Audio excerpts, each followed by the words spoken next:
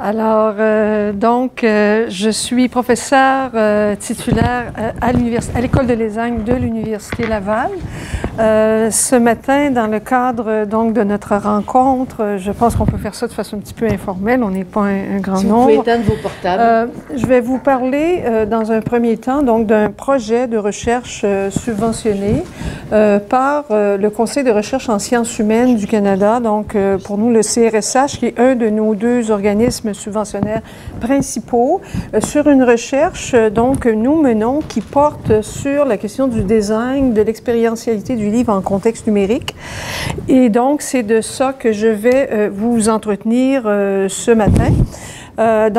Projet que je mène également avec mon collègue René Audet, que vous connaissez parce que vous l'avez rencontré à Montréal, qui est, lui, à la faculté de lettres et sciences humaines à l'Université Laval. Donc, l'idée du projet, c'était d'essayer justement de faire de créer une approche intégrative entre les études littéraires, communication et le design en tant que tel, qui, comme vous le savez probablement, est une discipline émergente en milieu universitaire. Alors, c'est dans le cadre de ce projet que je vais m'adresser à vous ce matin. D'abord, nous envisageons le livre dans ce projet, dans ses champs d'expérience, ses usages, ses figures, en fonction à la fois de sa matérialité et de son hybridité. Donc, hybridité des méthodes, de l'objet de recherche lui-même, de l'environnement socio-technique dans lequel cet objet s'inscrit, qui est lui-même un espace hybride entre le réel tangible et le numérique, et c'est de plus en plus de cette façon qu'on pense maintenant le numérique. Alors ici, donc, le livre est pensé en tant que média qui est intégré donc dans un écosystème numérique en expansion et, comme on le sait, de plus en plus complexe. C'est un milieu qui déplace le statut du livre, qui en déplace évidemment les configurations, les modalités d'expérience.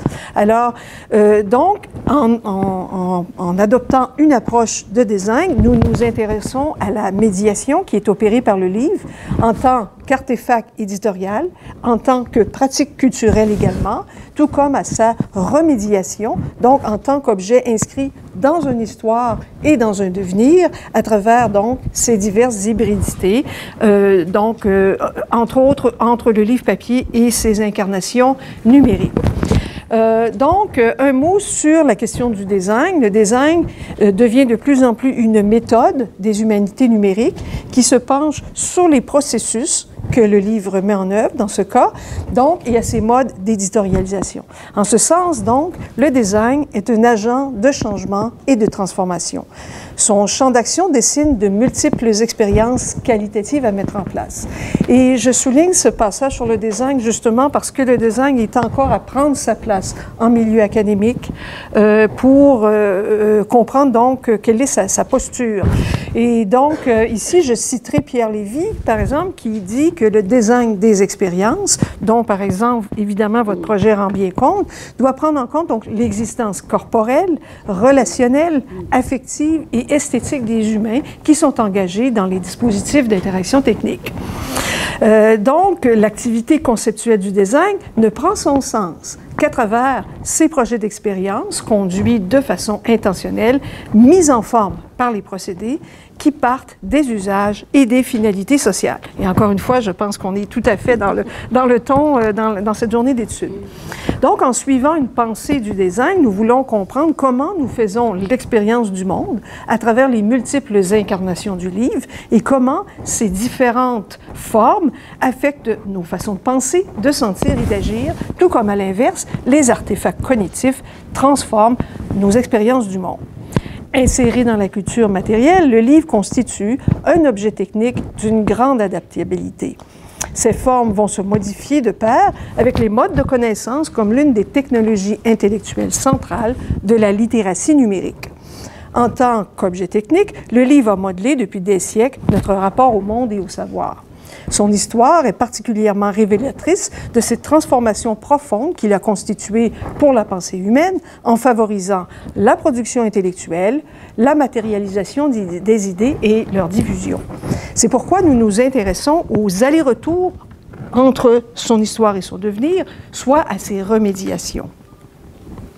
D'abord, première question fondamentale qui traverse cette démarche de recherche, Que suscite le numérique? Qu'est-ce qu'un livre? Question que nous avions posée d'ailleurs dans le colloque à Montréal.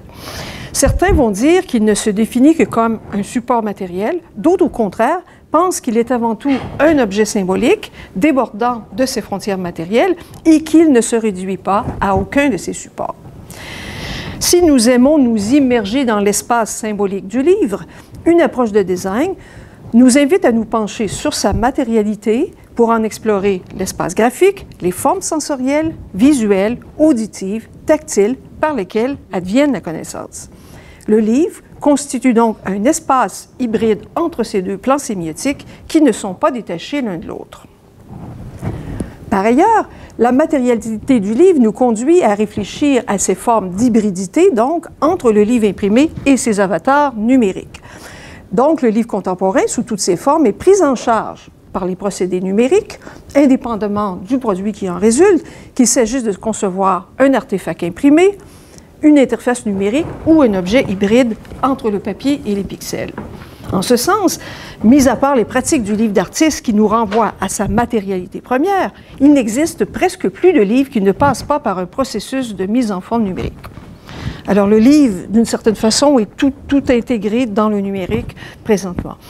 Il importe donc de penser les relations entre ces diverses instances du livre en tant qu'objet hybride inséré dans un écosystème numérique complexe dont les pratiques éditoriales ainsi que les formats se multiplient. Alors, quel dialogue s'établit entre les formes anciennes du livre et son devenir? Penser le livre dans son écosystème numérique, c'est aussi le penser en fonction de la longue chaîne des médiations qui ont pris naissance à partir de l'invention de l'écriture. Le livre papier est loin de disparaître, tel qu'on l'a maintes fois annoncé. Selon le concept de remédiation, les médias contemporains, dont le livre numérique participe, ne se diversent pas par des formes de médiation qui les ont précédées, ils refaçonnent les anciens médias pour construire leur signification culturelle dans leur contexte propre. Dans le processus de remédiation, une forme médiatique ne se substitue pas à l'autre, mais s'y juxtapose tout en reconfigurant son rôle et ses fonctions dans l'écosystème. Artefact culturel profondément ancré dans nos imaginaires sociaux, le livre fait l'objet de nombreuses remédiations. Il hérite de sa filiation au système d'inscription que le design numérique permet de remobiliser. Ainsi, le livre remédiatise dans l'espace contemporain des pratiques antérieures tout en convoquant de nouvelles modalités de production et de diffusion des savoirs. À ce titre, il nous intéresse en tant qu'artefact éditorial de première importance. En suivant une perspective de remédiation, il s'agit alors d'étudier les multiples façons dont les avatars du livre, à la fois imprimés et numériques, peuvent se combiner et se répondre l'un à l'autre dans l'écosystème médiatique contemporain. Autrement dit, il s'agit d'imaginer comment le livre peut prendre sa place dans un environnement socio-technique complexe où se déploient de multiples formes de médiation, où les processus de fragmentation des savoirs et de recombinaison dynamique s'amplifient, où les formes éditoriales se multiplient et où les savoirs circulent d'un média à l'autre en se décloisonnant au sein d'un espace transmédiatique. L'attention portée à la matérialité du livre et à son hybridité nous permet de l'envisager, d'une part, en tant que vecteur de notre mise en expérience du monde, de nos savoirs, de nos mémoires, de nos imaginaires, et d'autre part, en tant que support matériel d'inscription dont la forme s'est affinée au cours de sa longue histoire. Une approche d'archéologie des médias, sensible à la fois au processus de médiation et de remédiation, croisée à une posture de design axée sur les dimensions projectives et tournée vers les savoir-faire, permet d'imaginer le futur du livre en étant sensible à une histoire faite de rupture, d'abandon et de redécouverte. On sait comment l'invention de l'écriture, du codex ou de l'imprimerie, et la Ville de Lyon, évidemment, en est un bel exemple. J'en suis très fière d'être ici pour énoncer ces paroles. Donc, ont forgé l'exercice de la pensée, de la lecture et, par extension, nos expériences du monde. Arrimée à l'histoire des idées, l'histoire du livre est jalonnée d'innovations fascinantes qui ont modifié nos rapports au savoir et à l'écriture. Le rouleau, le codex ou la tablette numérique sont des modes de structuration du savoir qui ont influencé profondément nos puissances d'agir dans le monde et dont le design numérique s'inspire. Par exemple, la fonction métaphorique du rouleau ou scrolling, hérité du rouleau ancien, réinsère une forme très ancienne de l'écriture textuelle que l'on retrouve dans les interfaces contemporaines en inscrivant la linéarité dans les interfaces réticulaires. L'archéologie des médias nous rappelle que le livre est à la fois un objet technique ancré dans la culture matérielle et un médiateur dont les affordances sont spécifiques à chacune de ses formes, tout comme à ses usages. Donc, on pourrait définir le concept d'affordance comme le spectre des expériences et des possibles que les artefacts ou leurs attributs ouvrent dans notre saisie du monde. Ce concept souligne que la perception du monde ne se fait pas seulement en fonction des formes et des relations spatiales, mais également en fonction des possibilités d'action que les objets ouvrent. Reprenons une caractéristique essentielle du livre. Il se définit par sa puissance de cohésion thématique. Il organise les contenus dans ses frontières, il les circonscrit dans une unité structurelle bien définie, semblable, pour certains, à un jardin clôturé. Autrement dit, c'est un agrégateur de contenu, que ce soit celui d'un motif thématique, d'un discours savant ou d'un imaginaire. Dans un environnement de fragmentation des savoirs, cette fonction n'en est que plus nécessaire. Une perspective de remédiation nous incite donc à se pencher sur deux figures fondamentales du livre à l'origine du concept d'agrégation, soit l'encyclopédie et l'atlas. Ces formes éditoriales ont pris d'abord les contours d'un livre avant de muter dans l'espace numérique pour devenir des modèles fondamentaux permettant de penser les structures d'information et le design d'interaction en contexte numérique, tout en soulignant l'importance d'une énonciation éditoriale. Donc, dans le processus éditorial, les opérations relevant de la classification, de l'agrégation de contenu ou encore de la curation se sont développées bien avant le numérique. Les visualisations de l'information qui mettent en évidence les relations sémantiques entre les objets, leur structure ou leur organisation ont une longue histoire. Elles ont participé au processus de médiation de chaque époque ou contexte social. En traversant l'histoire des technologies intellectuelles, telle que l'a bien analysé l'anthropologue Jack Goody, les premières formes d'inscription contenues dans les tablettes mésopotamiennes apparues il y a plus de 4000 ans, sous forme de lys, sont, dès l'invention de l'écriture, les ancêtres des tables contemporaines qui structurent désormais les bases de données.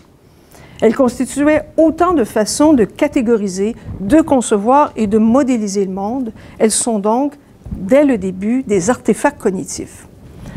On pourrait même retracer l'origine du concept d'encyclopédie dans ces premières tables mésopotamiennes qui cherchaient à classifier les objets du monde. Les listes d'objets du monde qu'elles contenaient constituaient une sorte de proto-encyclopédie. Les écosystèmes numériques contemporains auxquels participe le livre conservent les traces et demeurent tributaires des premiers gestes techniques millénaires ayant fondé l'humanité. Ils sont les héritiers d'une lignée technique qui les inscrivent profondément comme des faits de culture, comme des technées. Dans son étude du mode d'existence des objets techniques, Gilbert Simondon nous dit que l'évolution, et là je le cite, l'évolution d'un être technique reste à titre essentiel dans cet être sous forme de technicité. Pour Simondon, l'objet technique primitif qui débute une lignée est la traduction physique d'un système intellectuel dont les ramifications vont donner naissance à un faisceau de pratiques, d'applications. Ainsi, les êtres techniques sont d'abord des virtualités des puissances d'agir. L'encyclopédie est donc un procédé cognitif tout autant qu'une forme très ancienne d'organisation des connaissances que l'écosystème numérique remédiatise.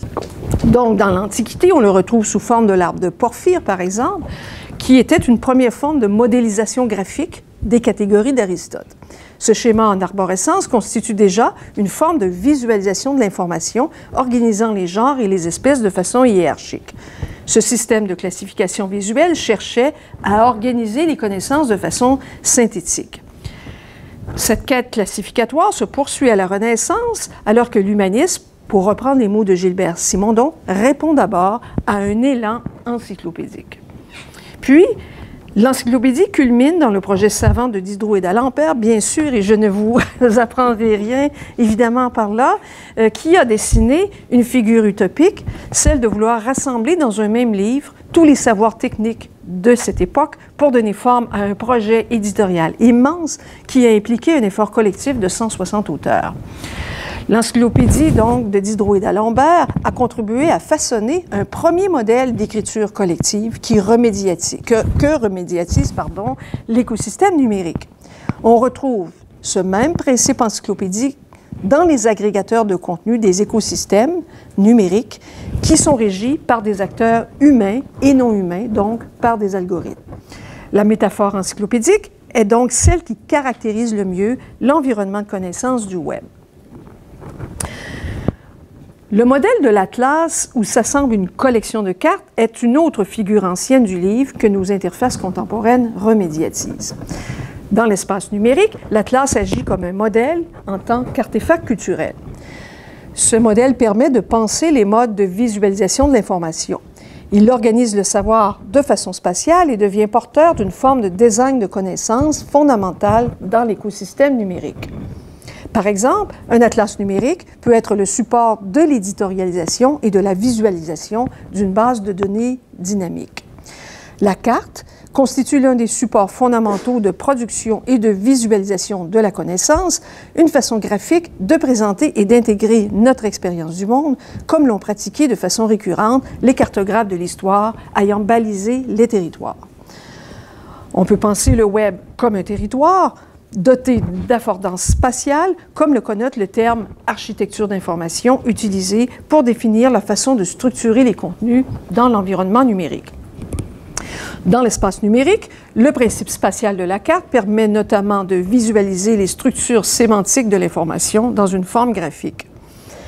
Cet artefact cognitif occupe une fonction importante d'agrégation visuelle des contenus, organisant la granularité de l'espace d'information, allant de la représentation générale jusqu'au détail. Cette dialectique entre lecture distante et lecture rapprochée constitue l'une des assises des visualisations de l'information pour les humanités numériques. Le design d'information repose sur une cartographie de l'espace sémantique organisée de façon dynamique. Son rôle dans la structuration de l'espace numérique s'étend de la phase de conceptualisation des interfaces sous la forme de cartes conceptuelles jusqu'à celle de la représentation des informations ou de leur simulation.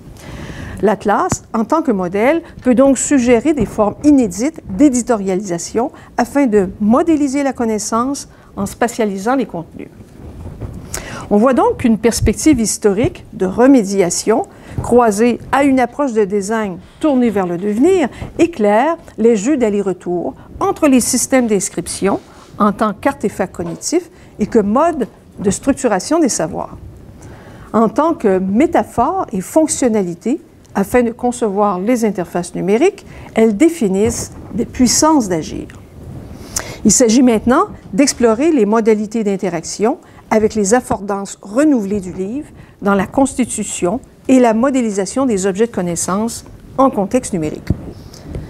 Cette question engage notre propre corporéité liée de façon inéluctable avec notre environnement et avec les produits artificiels de notre intelligence. En contexte numérique, donc, le livre se redéfinit dans la tension entre sa fermeture en tant qu'unité structurelle bien définie qui impose ses limites au flux de savoir et son ouverture au sein d'un encyclopédisme aux frontières fluctuantes. En tant que condensateur mu par des forces centripètes, il se définit par sa puissance de cohésion thématique.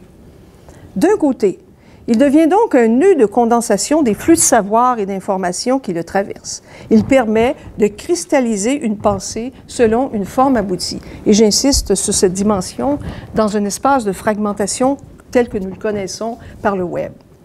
D'un autre côté, il active une fonction de dissémination et devient une interface dynamique pris dans les jeux de la fragmentation, de la recombination et de l'interconnexion inhérente à l'environnement en ligne. Il s'agit maintenant de voir comment les écosystèmes de connaissances peuvent tirer profit de ces deux pôles épistémiques du livre sans perdre de vue ses qualités ancestrales qui apporte la cohésion à une pensée s'étendant dans la durée. Le design de connaissance doit prendre en considération cette tension afin d'organiser le savoir de façon cohérente dans des îlots de contenu bien structurés tout en s'ouvrant aux affordances du numérique. Pour Johanna Drucker, donc, qui est professeure de design en Californie, le livre du futur va combiner la lecture et l'écriture, l'annotation, les médias sociaux, le traitement de texte et l'analyse, le forage de données, le mind mapping, les fonctions de recherche et de connectivité, d'indexicalisation et de visualisation, l'image, la lecture rapprochée et la lecture distante dans un environnement multimodal, transplateforme, intermédial. Les pages elles-mêmes seront des configurations temporaires basées sur des entrepôts et des ensembles de données. Alors, la perception du livre du futur par Johanna Drucker est d'ores et déjà présente maintenant. Alors, lorsque le livre prend une forme numérique, on a affaire à deux cas de figure. Dans le premier cas, il s'agit d'une transposition du livre papier en format EPUB ou PDF qui ne s'éloigne pas trop de ses affordances classiques. Le contenu demeure principalement textuel. Bien qu'il puisse convenir à certains usages, on peut mettre en question la forme fermée du e-book qui, pour des raisons économiques ou de contrôle, empêche les fonctions de copie, d'impression ou encore simplement le prêt du livre.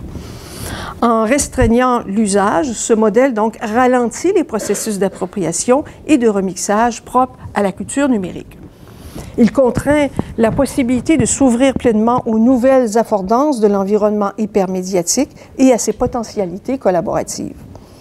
Si le livre est envisagé comme un écrin fermé sur lui-même ou un jardin clos de la pensée, il peut difficilement exploiter toutes les ressources ouvertes du web. Dans le second cas, l'expérience de lecture en ligne s'enrichit de nouvelles affordances et fonctionnalités.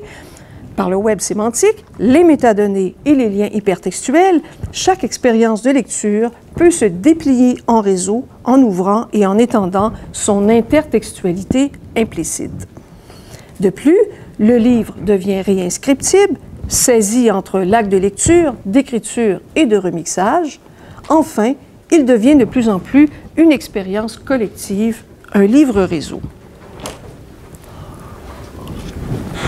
Donc, le livre augmenté, pensé en tant qu'objet sensible, constitue un exemple d'une forme d'hybridité où la matérialité est incontournable. Le livre, sous toutes ses formes, peut être porteur de qualités sensibles, visuelles, auditives, tactiles, voire même olfactives, qu'exploitent les expérimentations du livre d'artiste, par exemple, les installations artistiques et le design innovant. Une réflexion sur le livre dans la visée du design graphique s'inscrit dans la mise en place d'une pensée des écritures numériques car elle en constitue une facette incontournable. L'écriture graphique ne se réduit pas à la dimension textuelle. Sa riche histoire suit de près celle du livre. Ce terrain d'expérience est le territoire de nouvelles écritures multimodales, du design numérique qui inclut les images, l'audio, la vidéo, ainsi que les dimensions tactiles des interfaces graphiques. On peut définir l'augmentation de plusieurs façons. Elle vise à la fois la modélisation des contenus venant étendre sa portée symbolique et son implantation technologique dans des dispositifs variés. Le livre devient à la fois un agrégateur d'écriture multimodale qui met en évidence sa force cohésive et un pôle de circulation des données, des contenus, des échanges entre les personnes. Il devient alors un nœud de condensation des savoirs ou des imaginaires qui se déplient dans un réseau hypermédiatique. Les liens hypertextuels, le web sémantique, les métadonnées en augmentent la connectivité, la force de liaison et l'espace de circulation. Le livre est inscrit dans une constellation documentaire gérée par une infrastructure technique et un milieu symbolique qui le déborde et qui en étend la portée. Par exemple, comme le soutient Hubert Guilbeault, l'internaute n'accède pas seulement aux illusions perdues de Balzac, mais à un système documentaire de ce livre, capable de recenser les livres qui citent ce livre et notamment les passages les plus importants auxquels d'autres auteurs ont fait référence. Le livre s'augmente de données sur les lectures qu'en ont fait d'autres lecteurs. Et ces lectures deviennent des clés d'entrée dans l'œuvre, complètent la seule lecture du livre, du début à la fin. Les commentaires de l'œuvre sont associés à l'œuvre. Le lecteur entre dans l'analyse documentaire du contenu. Il faut donc situer le livre en relation avec un écosystème numérique complexe où il prend sa place parmi d'autres formes éditoriales avec lesquelles il est appelé à dialoguer au sein d'un écosystème transmédiatique. Dans un autre cas de figure, le livre augmenté redécouvre ses qualités de mobilité et par la géolocalisation, il peut s'hybrider au territoire et remédiatiser l'atlas ou la carte, où la carte se juxtapose au territoire. Les données numériques dont il est le support se connectent à un espace physique réel pour en augmenter la signification. Ainsi, il peut constituer également un objet connecté, soit une interface de réalité augmentée permettant la mobilité du corps dans l'espace. Le contexte d'éditorialisation est désormais un espace hybride entre la matérialité du monde et les données numériques. Désormais, les écritures performatives et multimodales s'échappent de l'écran, elles se superposent au monde, alors que les données numériques s'hybrident au corps en mouvement. Donc, le design augmente le champ de nos expériences phénoménologiques qui sont modulées par nos systèmes techniques, lesquels conditionnent en retour notre perception du monde. De nouvelles méthodes voient le jour pour la captation, la modélisation et la visualisation des données par le biais de représentations géospatiales, d'environnements simulés, de systèmes en réseau. Les circulations entre les données numériques et les objets de la culture matérielle, que ce soit les corps, les artefacts tangibles, l'architecture ou le territoire, se multiplient. Ces artefacts cognitifs et multisensoriels se caractérisent par leur transmédialité, leur mobilité et leur hybridité. Tous ces dispositifs peuvent contribuer à réinventer ou à déplacer la figure du livre. Ils connectent les processus internes de cognition avec un artefact qui augmente la puissance symbolique des lieux dans une corrélation étroite entre le cerveau, le corps et l'environnement. Les dispositifs mobiles constituent donc de nouvelles affordances qui définissent en retour d'autres pratiques éditoriales. Leurs usages favorisent les perspectives multiples qui gravitent autour de thèmes intégrateurs que la force cohésive de la figure du livre peut fédérer. Dans la foulée de l'Internet des objets, l'encyclopédie, l'atlas ou la carte, ces artefacts cognitifs millénaires se greffent désormais au territoire. Ils s'inscrivent donc dans d'autres jeux de remédiation. Si ces interfaces font désormais partie intégrante de nos gestes quotidiens ou de nos déambulations dans la ville, ils ont la capacité d'en augmenter les dimensions symboliques et les imaginaires. En ce sens, le livre augmenté est le vecteur de notre expérience du monde. Par exemple, inséré dans une interface mobile, le récit peut se lier de façon indexicale au lieu et au territoire pour moduler de nouvelles formes discursives ou narratives. Les parcours narratifs et les bases de données constituent deux modes fondamentaux d'organisation des savoirs et des imaginaires, l'un de nature temporelle et l'autre de nature spatiale, où entre en jeu le principe même de la collection dans son rapport avec la narrativité. On peut imaginer l'insertion d'un roman policier dans un dispositif mobile dont la progression du fil narratif nécessiterait le mouvement du corps du lecteur dans l'espace urbain ou encore la génération automatique d'un texte conditionné par ses déplacements. En contexte numérique, en suivant le modèle suggéré par l'encyclopédie, le livre quitte l'expérience solitaire pour adopter le modèle d'une expérience collective soumise à la réécriture de ses lecteurs.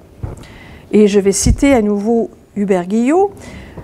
Le livre en réseau, c'est également un livre qui se branche sur d'autres services pour être augmenté, qui se connecte à des dictionnaires, à des encyclopédies, à des atlas, à des banques de données, comme à des banques d'images. Le livre n'est plus seulement en relation avec l'écosystème des livres, mais également avec l'écosystème des applications et du web. En effet, le livre est inscrit dans une constellation documentaire gérée par une infrastructure technique et un milieu symbolique qui le déborde et qui en étend la portée. L'environnement interactif qui l'englobe sous forme de plateforme de recherche en modifie les frontières tout en l'ouvrant aux potentialités d'un lieu hybride entre espace tangible et numérique. Plus encore, il ouvre l'écriture au mode de la conversation. Si l'expérience d'écriture et de lecture s'est profondément transformée par l'usage du codex, il en est de même de l'expérience sociale qui en découle. La libre circulation des livres dans l'espace public a induit un espace de conversation et de débat inédit que les réseaux numériques ont le pouvoir d'amplifier. En somme, le livre continue à occuper une fonction nécessaire en tant qu'agent actif d'une cristallisation de la pensée, à la fois pour l'individu, l'auteur, le lecteur, et sur le plan social. En contexte numérique, il fait donc partie intégrante d'un écosystème où les formats éditoriaux se multiplient en se combinant les uns aux autres de façon dynamique. À travers cette pluralité éditoriale, le livre peut activer deux affordances fondamentales. D'abord, sa qualité de cohésion, qui en fait un agrégateur de contenu, et ensuite sa capacité de réseautage qui l'ouvre à l'écosystème numérique de façon dynamique. Alors, je vais passer à un autre thème, évidemment, qui va rejoindre plusieurs des intervenants ici, et je ne vous apprendrai probablement rien dans cette partie, mais simplement, ça va vous montrer les préoccupations également montréalaises de ces questions qui nous intéressent. Donc, un autre pôle important pour comprendre le design des écosystèmes numériques de l'éditorialisation est celui des institutions culturelles, comme les bibliothèques et les musées. Donc, celle-ci forme une strate de l'économie systémique des connaissances dont le rôle est fondamental afin d'animer la société civile autour de la sensibilisation aux enjeux de la production, de la circulation et de la légitimation des savoirs en contexte numérique. Ces questions nous incitent à penser les hybridités entre les dispositifs numériques et les lieux institutionnels physiques qui se relaient les uns les autres. L'un des enjeux fondamentaux des bibliothèques est celui de la mémoire culturelle, fondant l'identité d'une société dans un souci de conservation et de préservation des traces. Ancré dans un projet social de première importance, le rôle des bibliothèques dans l'écosystème numérique est aussi d'assurer le partage des savoirs et de cette mémoire culturelle au sein des communautés qui gravitent autour d'elles. Que ce soit donc dans leur fonction de formation, d'accessibilité ou d'éthique, lesquelles se greffent aux missions de collection ou de conservation traditionnelles des bibliothèques, il s'agit de faciliter l'accès au contenu numérique tout en développant la littératie numérique auprès du public et en protégeant les droits à l'information des usagers ou le caractère privé de ces mêmes informations qui les concernent. En effet, le défi des écosystèmes numériques pour la diffusion des savoirs souligne le rôle fondamental de médiation culturelle des bibliothèques dans le domaine public, visant à intégrer le livre dans un ensemble d'autres ressources qui prolifèrent dans l'espace numérique, allant du blog jusqu'à la revue savante pour en défendre l'identité et la spécificité. Il s'agit de stimuler ce rôle de médiation à travers les actions, les activités événementielles ou performatives, et les politiques portées par les bibliothèques en tant que tiers-lieux. Les espaces culturels de cet écosystème sont bien des espaces hybrides où le numérique ne s'isole pas sur lui-même, mais fait désormais partie intégrante de nos modes d'existence dans le monde. Selon Marie Martel, qui est professeure à l'Université de Montréal, associée au service de la culture de la Ville de Montréal, et je la cite ici, les bibliothèques tendent à se déployer comme des laboratoires technologiques communautaires où les citoyens se forment, expérimentent et fabriquent des biens divers. Nous sommes ici dans l'esprit des laboratoires vivants portés par le design social qui valorise les savoir-faire. On pense au foisonnement des centres d'écriture, d'édition et de publication qui s'ouvrent sur les communautés actives et le milieu culturel. Ces nœuds de création favorisent l'auto-édition à partir des services d'impression sur demande, tout en mettant en question le modèle homothétique du livre dans une perspective d'expérimentation entre le livre papier et le livre numérique afin de penser ces hybridités.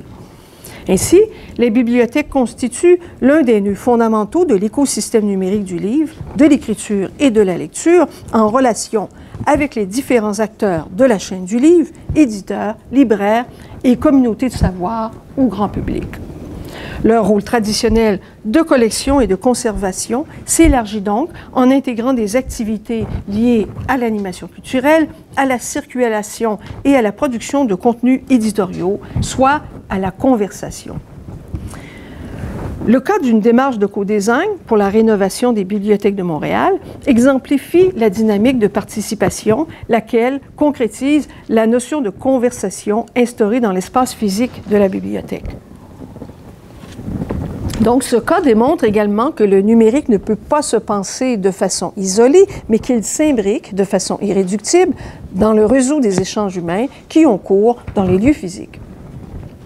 Donc, ce projet a été mené en 2014 par le groupe de recherche Design et Société de l'Université de Montréal en collaboration avec la direction des bibliothèques de la Ville de Montréal afin de redéployer les bibliothèques de quartier. Et je pense que cet exemple va vous intéresser.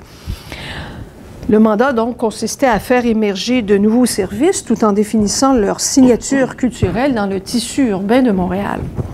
Le projet visait également à construire une référence sur les modèles d'intervention en design social pour le réseau des bibliothèques montréalaises. Ce projet, donc, se situait dans le cadre d'une recherche-intervention dans la foulée des Living Labs, en mettant de l'avant une approche de co-design in situ. Cette approche s'inscrit dans l'optique d'une sphère du design en émergence, appelée design social, voulant hybrider le design et la sociologie selon une approche de médiation culturelle. Les interventions visent alors à altérer les contextes, les situations, les configurations sociales. Et je pense que votre projet, encore une fois, s'inscrit parfaitement dans ce pôle. Et ce type d'intervention, donc, cherche à valoriser le potentiel créateur d'une collectivité pour favoriser notamment la participation citoyenne. Si le design a été toujours très près des préoccupations sociales en portant un projet de société, la pratique des laboratoires vivants s'est répandue en témoignant de la vivacité des approches design pour appréhender de façon opératoire les écosystèmes sociaux contemporains ancrés dans l'action publique. Ces approches relèvent, à mon sens, de la conversation et elle n'est pas spécifique aux environnements numériques, même si ceux-ci y participent. Donc, une telle méthode de terrain suppose 3 moments. D'abord, celui de l'enquête qualitative de terrain permettant une cartographie des attentes des citoyens tout autant que de la vie des experts pour exemplifier une culture participative. Il s'agit alors d'ancrer la recherche dans un territoire spécifique où se situe la bibliothèque en tant que lieu physique dans toute sa spécificité. Ensuite, l'activité de co-design s'organise autour d'un collectif d'acteurs de diverses provenances, bibliothécaires, designers, architectes, animateurs de laboratoires vivants, organismes de quartier, usagers. Il s'agit alors de concevoir de façon collective le dispositif de la bibliothèque via des activités de prototypage, parfois en faisant appel à des propositions fictives afin de stimuler l'imaginaire des participants autour du projet collectif. Les prototypes sont de diverses natures. Ça peut être des récits de parcours d'un usager de la bibliothèque, un plan d'usage, une maquette bricolée, des esquisses, des dessins. Les activités de prototypage visent alors à faire surgir des propositions inédites, des étincelles créatives, des pistes inattendues dans un processus de médiation active. Ce sont des déclencheurs d'association et de créativité où intervient le processus d'abduction, formulé d'abord par Peirce dans sa sémiotique, afin de dynamiser les processus de médiation. Enfin, dans un troisième temps, une discussion collective s'engage autour du matériel généré dans la phase d'exploration précédente, en questionnant l'identité, les rôles, les services possibles de la nouvelle bibliothèque. La conversation tente de dégager, au final, des réflexions sur le processus même de design ou sur la question identitaire de la bibliothèque, ainsi que des recommandations pratiques pour un concours d'architecture à venir dans le cas de ce projet dont je vous parle. L'approche de co-design se veut médiatrice. Elle vise à altérer une situation sociale, un vécu collectif, un écosystème. Un tel projet montre la transformation des bibliothèques en des incubateurs sociaux. L'ensemble du processus de co-design, typique des laboratoires vivants, montre comment la conversation prend d'abord racine dans la rencontre humaine, soit dans le face-à-face, en prenant sa source dans une phénoménologie de la présence. Il s'agit par la suite de voir de quelle façon les actions qui stimulent la conversation par les activités de partage, d'échange et de construction qui prennent place dans les lieux physiques, comme les bibliothèques, peuvent par la suite se poursuivre dans l'espace numérique en façonnant un écosystème de connaissances hybrides engrainé dans les dynamiques d'échange et de collaboration où prennent place les jeux de médiation et les remédiations. Alors, je vais terminer donc cet exposé avec ces quelques mots de Alberto Manguel. Le savoir ne consiste pas en une accumulation de textes ou d'informations, pas plus qu'en la matière même du livre, mais en l'expérience recueillie entre les pages et transformée en expérience nouvelle, en mots réfléchis, à la fois dans le monde extérieur et dans la personne du lecteur. Alors, je vous remercie beaucoup de votre attention. Merci. Merci.